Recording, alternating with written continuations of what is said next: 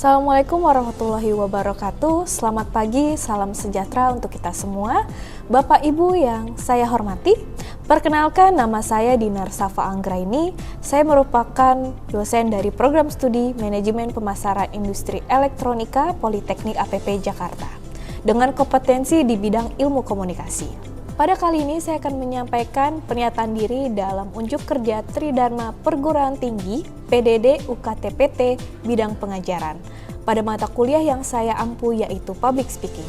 Mata kuliah Public Speaking merupakan mata kuliah wajib di semester 2 atau semester genap, terdiri dari mata kuliah teori dan juga praktikum, dengan bobot 2 SKS di mata kuliah teori dan 1 SKS di mata kuliah praktikum.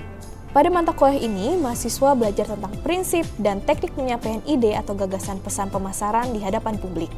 Mahasiswa mempelajari dasar-dasar public speaking, etika public speaking, mengatasi kecemasan dan ketakutan berlebihan, mendengarkan secara efektif, berpikir kritis, menganalisis audiens dan mengorganisasikan ide atau pesan, mengolah variasi vokal dan bahasa tubuh, mengatur penampilan, menggunakan alat bantu, dan mempelajari beragam genre speech serta teknik berbicara sebagai MC dan juga moderator.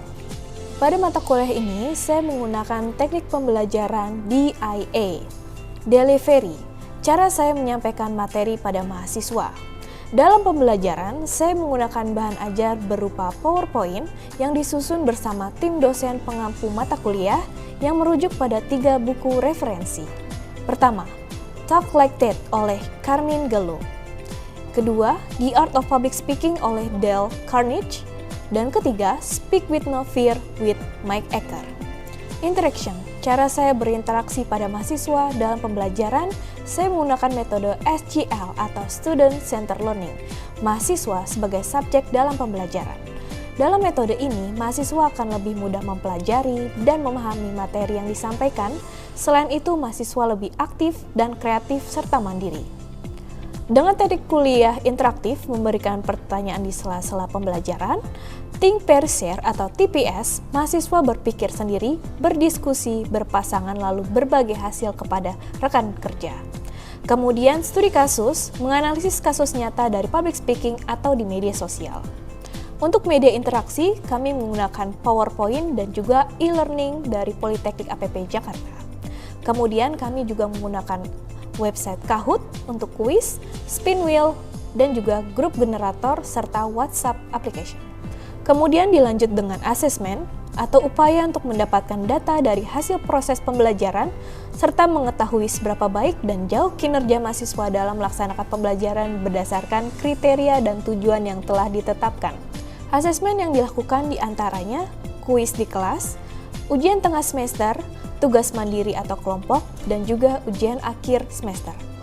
Capaian pembelajaran mata kuliah Public Speaking diantaranya CPMK 1, menghargai keanekaragaman budaya, pandangan, agama, dan kepercayaan serta pendapat atau temuan orisinil orang lain. CPMK 2, mampu bekerja sama, berkomunikasi, berinovasi dalam pekerjaan. CPMK 3, menguasai kaidah, prinsip, dan teknik komunikasi lintas fungsi, level organisasi, dan juga budaya. CPMK 4, melaksanakan komunikasi efektif, mulai dari gaya komunikasi, teknik komunikasi, bahasa tubuh maupun penampilan, guna melayani pelanggan. Kemudian kemampuan akhir tiap tahapan belajar atau sub-CPMK Public Speaking diantaranya. Pertama, sub-CPMK 1, mampu menjelaskan dasar-dasar public speaking dan etika public speaking. Sub-CPMK 2, mampu mengatasi kecemasan dan ketakutan dalam komunikasi public speaking. Sub-CPMK 3, mampu mendengarkan efektif, berpikir kritis, dan melakukan analisis audiens, serta mampu mengembangkan organisasi ide. Sub-CPMK 4, mampu memilih dan menetapkan variasi 3V, visual, vokal, verbal, dan alat bantu dengan tepat. Sub-CPMK 5, mampu membedakan beragam jenis speech. Dan sub-CPMK 6, mampu menjadi MC dan moderator. Mata kuliah Public Speaking terdiri dari 14 pertemuan. Pertemuan pertama, mengenal public speaking. Pertemuan kedua, etika public speaking. Pertemuan ketiga, speech phobia. Pertemuan keempat, listening and critical thinking dalam public speaking. Pertemuan kelima, analisis audience. Pertemuan keenam, menyusun ide dan gagasan. Pertemuan ketujuh, organizing dan outlining serta supporting idea. Pertemuan ke-8, 3V, visual, vokal, verbal dalam public speaking. Pertemuan ke-9, alat bantu presentasi. Pertemuan ke-10, informative speaking. Pertemuan ke-11, persuasive speaking. Pertemuan ke-12, special occasion speaking. Pertemuan 13, public speaking for MC dan moderator. Serta pertemuan ke-14, review mata kuliah. Pada mata kuliah public speaking terdapat dua komponen penilaian. Yang pertama, penilaian hasil terdiri dari tugas, kuis, dan juga presentasi sebanyak 15%, kemudian UTS 35%, dan UAS 35%.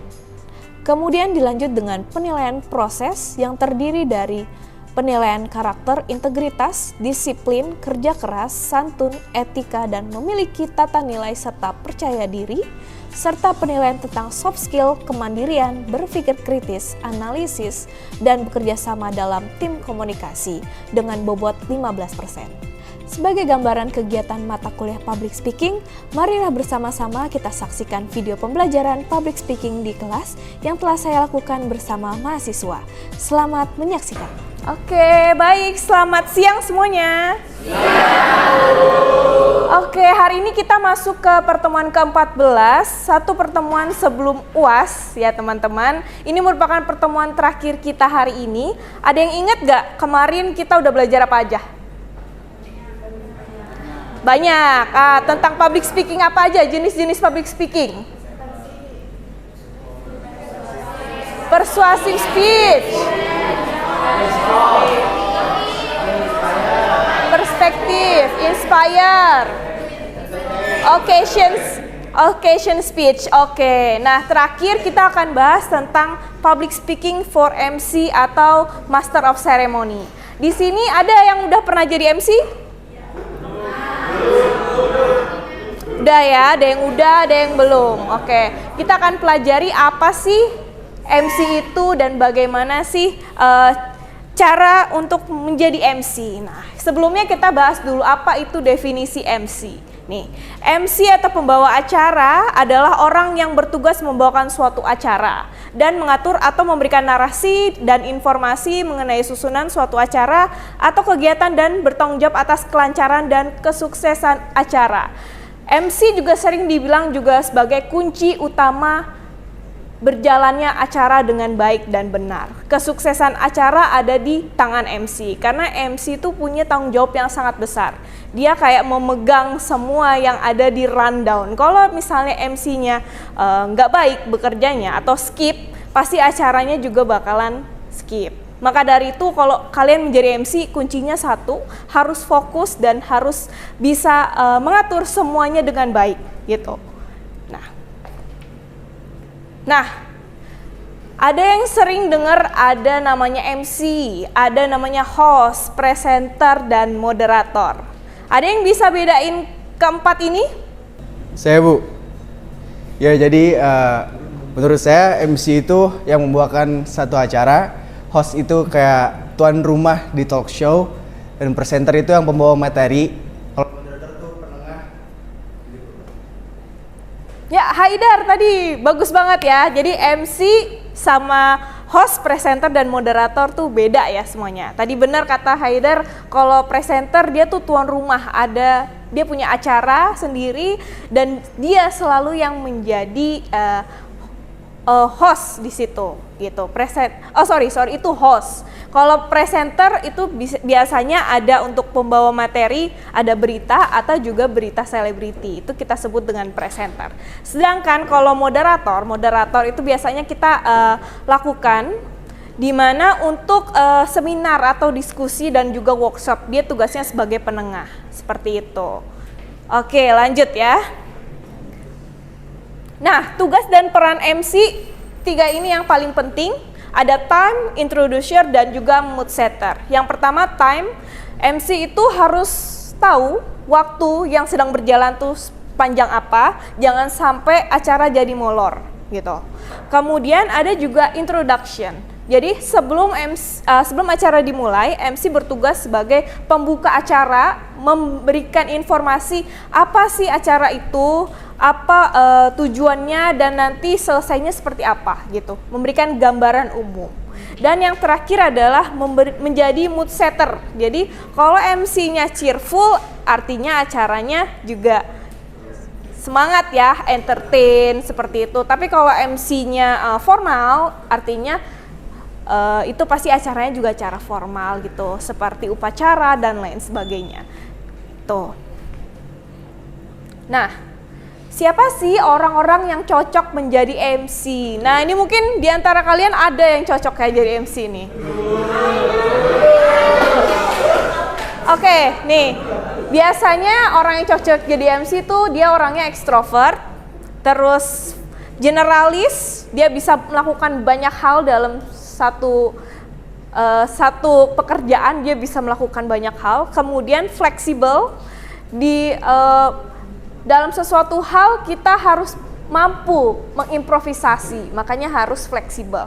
Dan terakhir adalah harus friendly, karena untuk jadi MC kita harus mudah berteman dengan siapapun, bisa berkoordinasi dengan panitia acara dan lain sebagainya.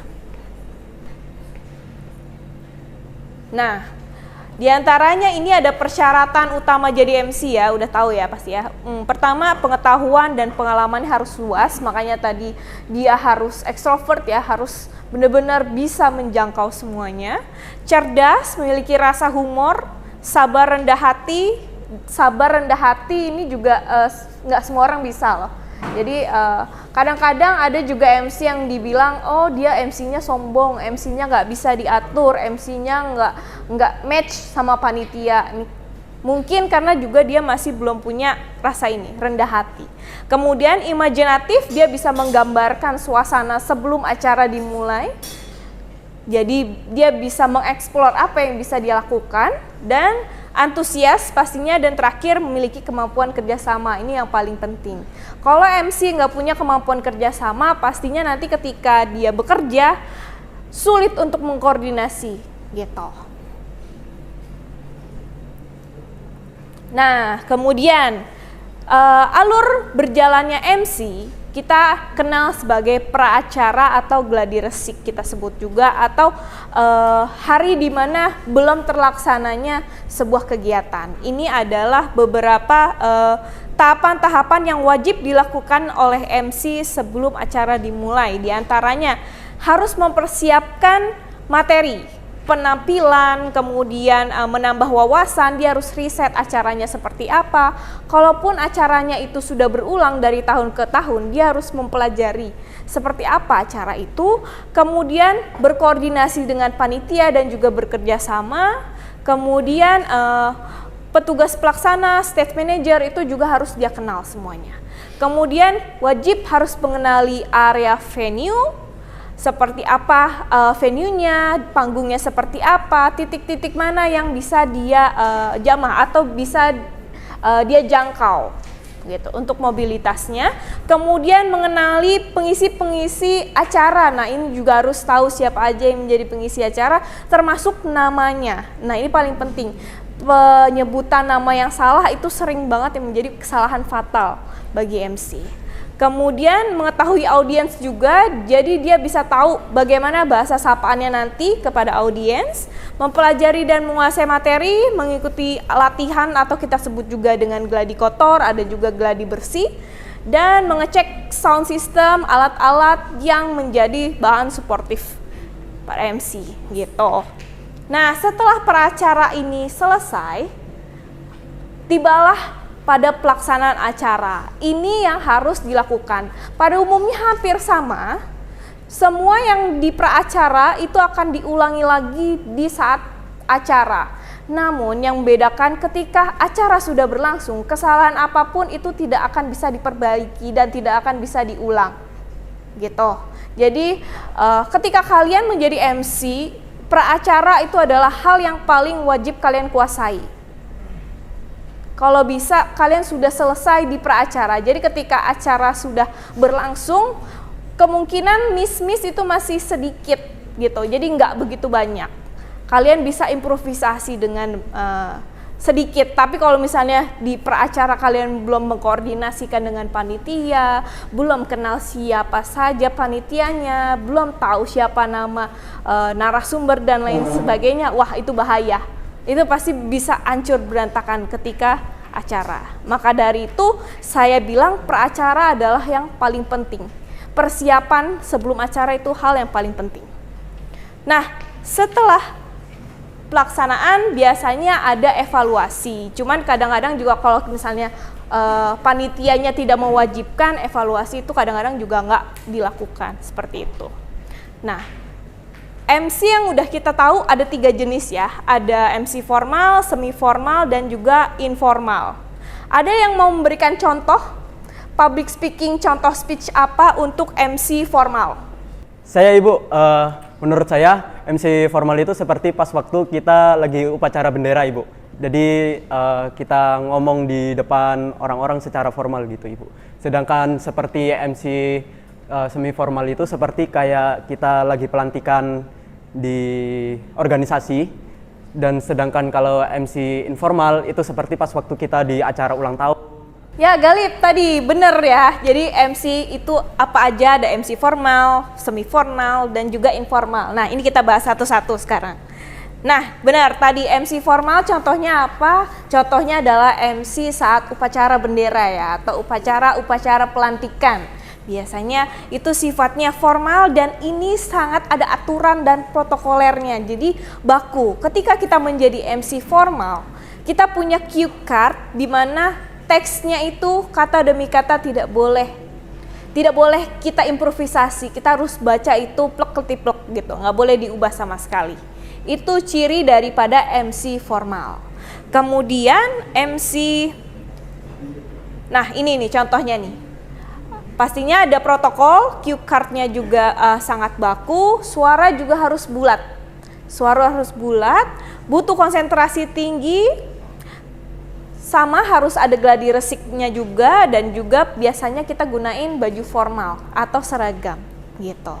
Nah selanjutnya MC semi formal. Nah kalau MC semi formal ini biasanya kita lakukan kalau lagi ada acara seminar, talk show, atau acara-acara yang serius tapi bisa juga agak santai, tapi masih dalam line serius ya gitu. Biasanya bahasa yang digunakan bisa bahasa yang baku, sopan, tapi tidak sekaku MC formal.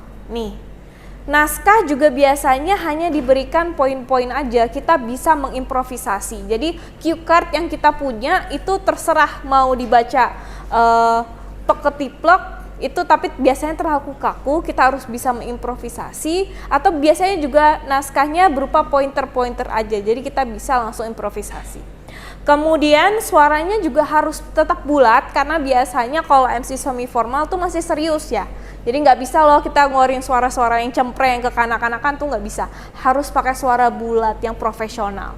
Kemudian biasanya di MC semi formal kita juga wajib memiliki ice breaking atau humor di tengah-tengah acara. Fungsinya untuk apa?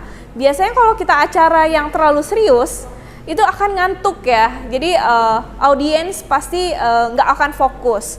Maka dari itu perlu adanya ice breaking, humor, games, dan lain sebagainya. Itu untuk MC semi formal. Lain halnya kalau MC informal. Nah di sini mungkin ada yang pernah MC-in adiknya ulang tahun, keponakannya ulang tahun. Saya Bu. Oke, ya Izan, kamu pernah jadi MC apa? Saya pernah jadi MC ulang tahun adik saya. Wow, kapan itu? Itu kemarin bulan lalu Bu.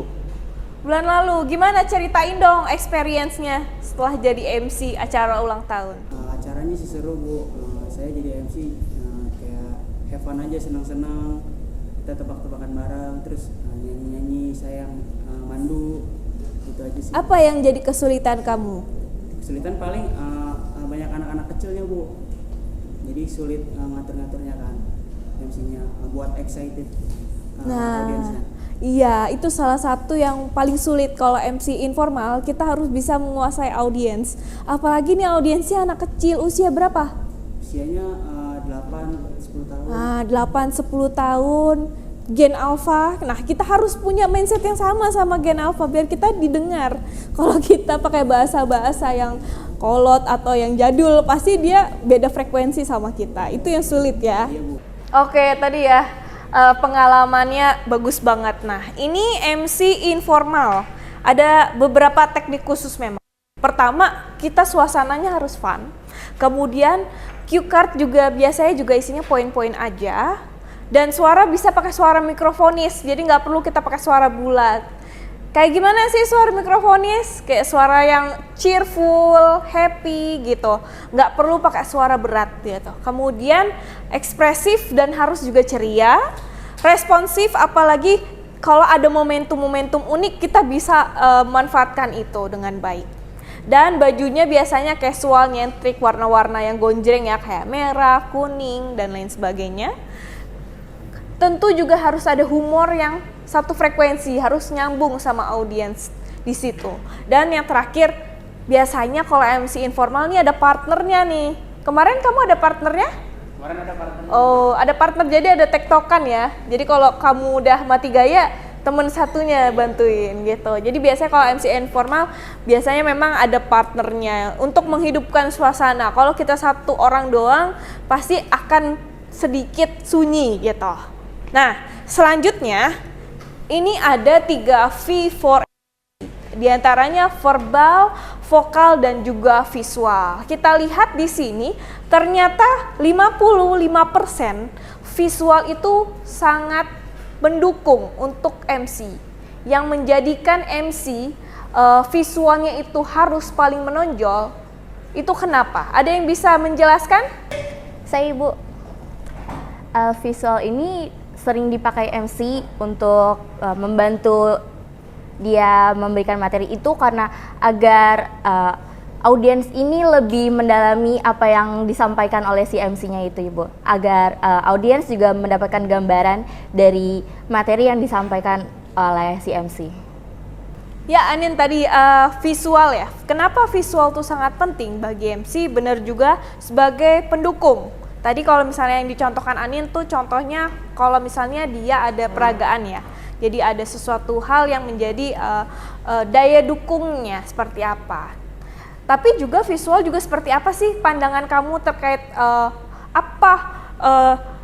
kepentingan atau dampak daripada kenapa MC yang cantik, MC yang ganteng tuh lebih menarik di mata orang lain? Kenapa? Karena dilihat ya. Jadi memang first impression adalah penilaian yang pertama. Kalau kita menilai seseorang pasti pertama dari fisiknya dulu. Sama halnya juga kalau kita lihat MC-nya ganteng atau cantik sih. Nah, baru setelah kita lihat wujud fisiknya, baru kita dengar dengan vokal. Nah, biasanya kita kalau lagi denger radio ya, yang masih ngedengerin radio di sini, mungkin lagi nyetir di jalan atau lagi kemana. Nah, biasanya penyiar-penyiar radio tuh punya vokal yang enak didengar dan sopan ketika masuk ke dalam telinga. Kita mau berjam-jam dengerin dia berbicara, nggak ada bosannya, nggak ada sakit telinga. Beda halnya kalau kita ngomongin, dengerin temen sebelah yang selalu ngedumel, pasti pusing. Tapi kalau penyiar radio itu enak banget vokalnya. Dan itu juga salah satu hal yang penting dan harus dimiliki oleh seorang MC. Baru yang terakhir adalah verbalnya, kata-katanya, pronunciation-nya gitu. Ya, ini adalah 3 V for MC. Nah, cue card udah tahu pasti ya apa aja isinya, ada rundown, ada pengisi acara, flooring acara, dan keterangan lain yang dibutuhkan. Biasanya kita lihat cue card tuh isinya bentuknya kayak kertas A5. Kalau dijembreng tuh bisa panjang banget gitu, cue card itu. Jadi sepanjang apa itu berarti bahan yang dipakai sama si MC-nya tuh banyak banget berarti gitu ya. Atau bisa jadi juga acaranya mungkin dari pagi sampai sore gitu. Nah, kesalahan umum yang biasa dilakukan MC ini, salah menyebut nama dan jabatan. Ini paling berbahaya. Ini bisa jadi kalian kalau melakukan ini bisa di blacklist. Jadi ini paling nggak boleh kalian lakukan. Jangankan menyebut, salah pelafalan aja juga berbahaya gitu. Misalnya hasbullah jadi hasbullah, itu pun pasti orang tersebut, apalagi misalnya orang itu punya jabatan yang tinggi, bisa aja dia marah atau kecewa. Kemudian penggunaan kalimat atau kata-kata yang salah, misalnya contoh kesalahan kata waktu dan tempat kami persilahkan, itu pemborosan kata ya. Jadi yang benar adalah kepada Direktur Politeknik APP Jakarta Bapak Ari Wicaksono kami persilahkan atau kami silahkan. Sudah cukup gitu aja, nggak usah waktu dan tempat kami persilahkan, karena kita tidak memberikan waktu, kita tidak juga memberikan tempat gitu ya.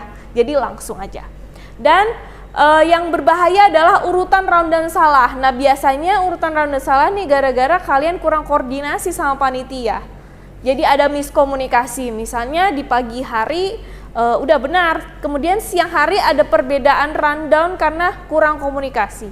Itu sering banget terjadi. Dan yang terakhir, menyakiti hati penonton nih. Kadang-kadang kalian merasa kalian tuh ngejokes ya, untuk lucu-lucuan, tapi ternyata jokes itu kadang-kadang menyakiti orang lain. Bisa karena berhubungan dengan kata-kata yang berhubungan dengan sara atau menyakiti ras tertentu.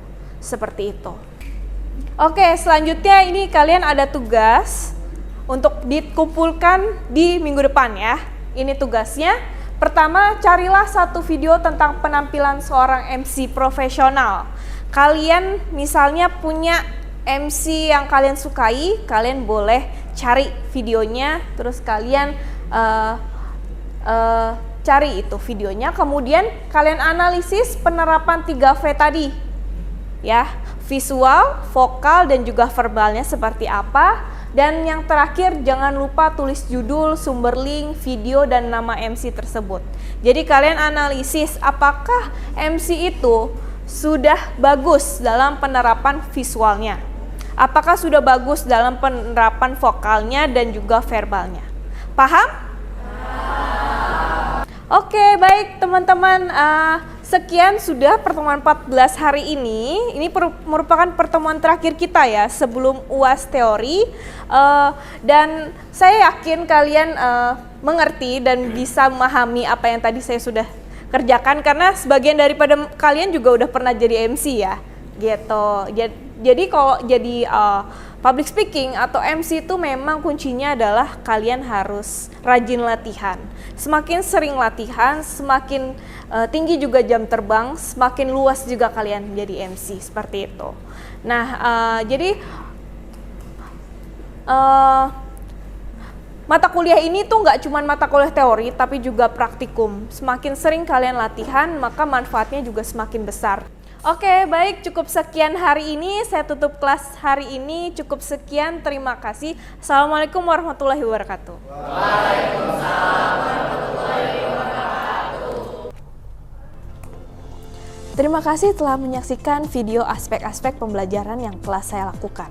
Melalui sertifikasi dosen ini, saya berharap dapat terus meningkatkan kualitas Tridharma Perguruan Tinggi yang telah saya lakukan. Terima kasih telah menyaksikan. Wassalamualaikum warahmatullahi wabarakatuh.